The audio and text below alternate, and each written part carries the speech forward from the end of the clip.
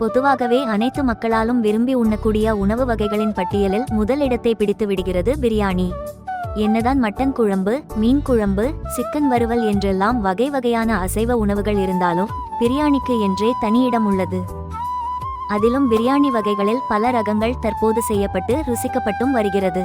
அசைவ பிரியாணிகளுக்கு ஈடாகவே வெஜிடபிள் பிரியாணி, காளான் பிரியாணி, பிரெட் பிரியாணி போன்றவையும் சிறப்பை பெற்றிருக்கிறது. அந்த வகையில் சிக்கன் பிரியாணிக்கு டப் கொடுக்கும் காளான் பிரியாணி ஈஸியாக வீட்டில் செய்வது எப்படி என்று இந்த பதிவில் பார்க்கலாம்.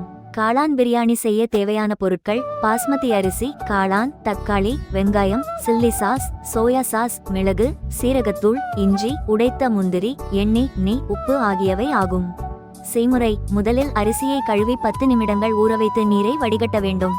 பின்னர் காளான், இஞ்சி, வெங்காயத்தை பொடியாக நறுக்கி தனித்தனியாக வைத்துக் கொள்ள வேண்டும். அடுத்ததாக தக்காளியின் தோலை உரித்து மிக்சியில் போட்டு அரைத்து வைத்துக் கொள்ள வேண்டும்.